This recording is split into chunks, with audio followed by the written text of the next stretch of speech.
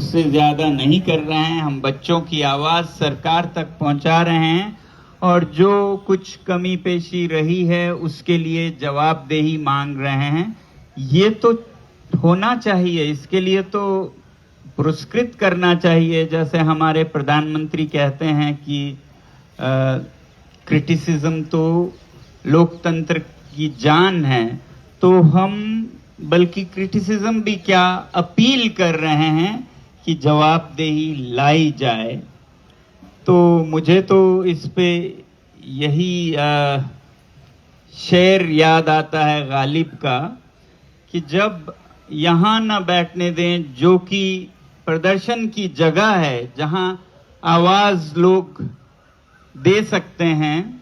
ये निर्देशित जगह है, दुनिया के हर शहर में ऐसी एक जगह होती है और बाकी हर जगह तो फिर और भी ये दफा, वो दफा, ये आर्टिकल, ये रूल्स होंगे जहां जाने नहीं देंगे। तो गालिब ने किसी और संदर्भ में कहा था, जब वो मस्जिद में पीने लगे तो मस्जिद में ही पीने दे गालिब, या कोई ऐसी जगह बता जहां खुदा ना हो।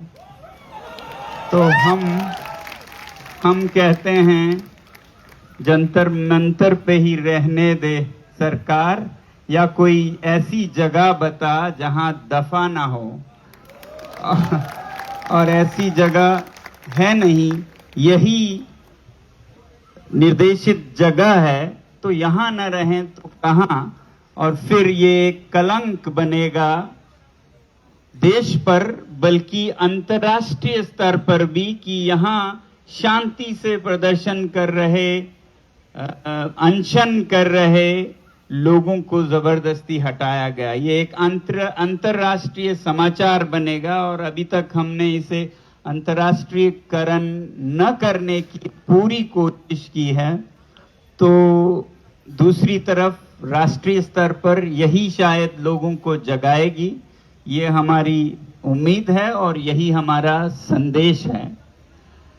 अगर हम यहाँ रहते हैं तो भी मैं कितने देर आप लोगों से बातचीत कर पाऊंगा ये कहना मुश्किल है, मगर जितने दिन भी यहाँ हैं मैं अपील करूंगा कि आप लोग आते रहें और बड़ी संख्या में आकर अपने ही जीवन के लिए, जो युवा हैं अपने ही भविष्य के लिए, और जो बड़े हैं अपने बच्चों के भविष्य के लिए एक ऐसी मांग करें जो आने वाले सालों में, जो शायद आप पर नहीं बीती हो, जो इन 20 बच्चों पर बीती और उनके माता पिता पर बीती, वो आप पर न बीते, आपके निकट रिश्तेदारों पर ना बीते।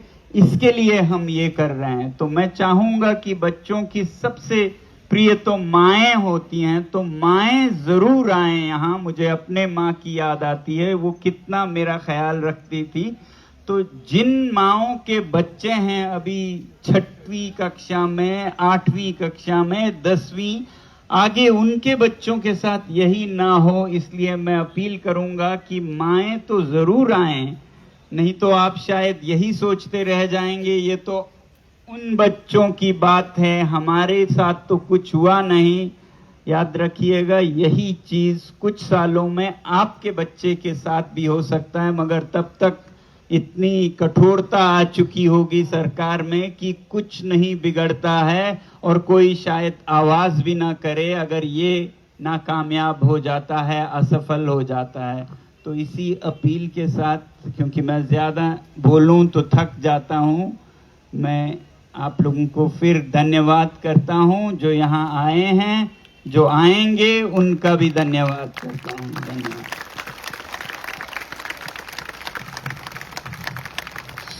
जैसा अभी सर ने बोला कि शायद से क्रैकडाउन हो सकता है आज रात या कल रात, तो उस पर मेरी पुलिस से बस एक ही रिक्वेस्ट है, लाठी चलाने से पहले एक बार सोच लेना यहाँ पर आपके बच्चों की उम्र के लोग हैं, आपके माता पिता की उम्र के लोग हैं।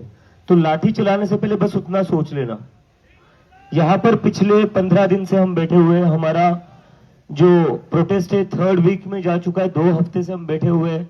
धूप थी, बारिश थी, आंधी आई थी, फिर भी हम लोग शांति से बैठे हुए थे। हमने कहीं से भी कोई भी प्रॉब्लम क्रिएट नहीं करी है। तो वो चीज याद रखिए। और दूसरी चीज, यहाँ बस नीट के स्टूडेंट्स नहीं आए हुए हैं, यहाँ बस कॉलेज के स्टूडेंट्स नहीं आए हुए हैं, यहाँ पर ऐसे भी स्टूडेंट्स आए हुए हैं बिहार से, झारखंड से, जो आगे जाकर सोचते हैं कि हम भी पुलिस में भर्ती हो जाए। अगर उन बच्चों पर लाठी चलेगी तो सोचिए उन बच्चों को कैसा लगेगा।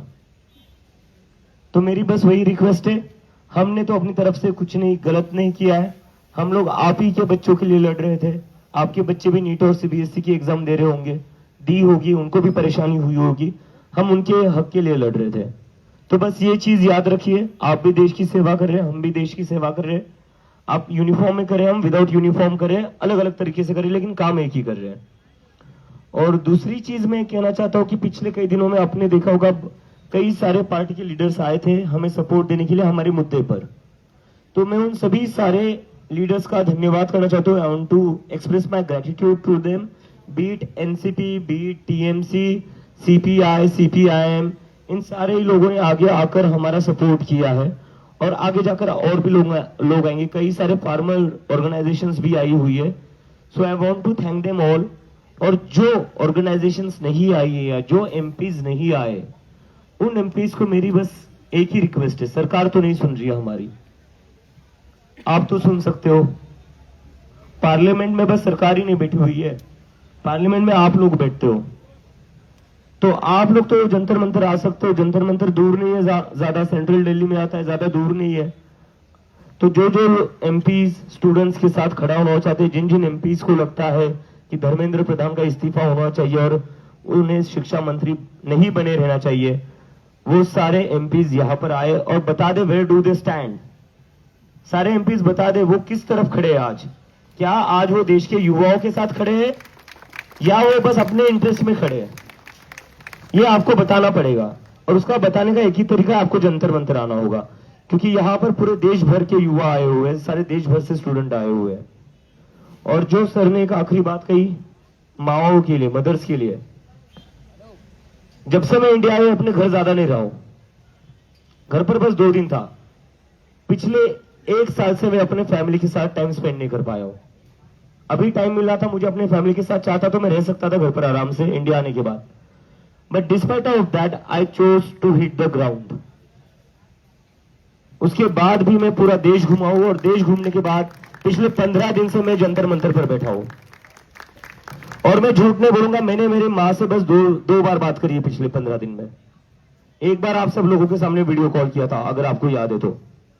दूसरी बार मैंने कर लिया था जब मैं अपने दोस्त पर घर गया था, तब मेरी मां थोड़ी इमोशनल हो गई थी और कहीं ना कहीं मैं भी इमोशनल हो गया था, और मुझे वो बीच में नहीं लाना था जब तक हमारी लड़ाई पूरी नहीं हो जाती है। और उसके बदले में मुझे प्यार भी बहुत मिला है माओ का। मुझे कई सारी माओ ने कपड़े लाकर दिए, घर से खाना बनाकर लाकर दिया है। So I am very grateful to all of them. अब मेरी सारी मदर से एक ही रिक्वेस्ट है, जो सर ने रिक्वेस्ट करी वही। मैं अपनी मां से मिल नहीं पा रहा हूं इंडिया में होने के बाद भी। 1 साल से मैं देश के बाहर था और देश में आने के बाद भी अपनी मां के साथ मैं रह नहीं पा रहा हूं, मिल नहीं पा रहा हूं। तो मेरी सारी मदर से रिक्वेस्ट है, एक दिन के लिए आप यहां पर आ जाइए प्लीज। आपका सपोर्ट ही हमारी मूवमेंट को स्ट्रांग बनाएगा। आपने अभी तक बहुत सपोर्ट दिया है। एक दिन कल सारी मदर्स अगर आ जाएंगी, it will really mean a lot to me, for all of us. यहां पर कोई भी अपनी मां के साथ बैठ नहीं पा रहा है, बात नहीं कर पा रहा है। यहां पर जितने भी आप लोग देख रहे हो, ऐसा नहीं कि हमें घर की याद नहीं आती है, किसे नहीं आएगी। दिन भर यहां पर बैठे हुए, धूप में बैठे हुए, बारिश में बैठे हुए, घर की याद आती है, लेकिन फिर भी लगे हुए, क्योंकि एक बड़ा कॉज है सामने। और ये बड़े कॉज को लड़ने के लिए स्ट्रेंथ मिलती है हमें, वो आपका जो प्यार और सपोर्ट मिल रहा है उससे।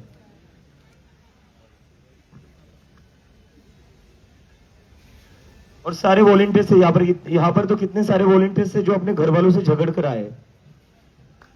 सो ये वॉलंटियर्स के लिए भी एक बार तालियां बजा दीजिए।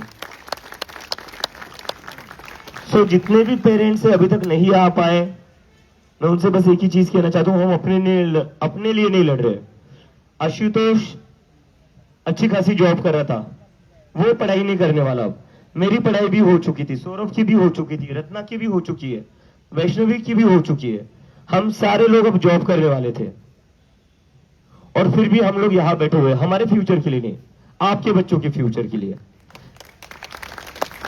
वो हमारे छोटे भाई बहन की तरह है।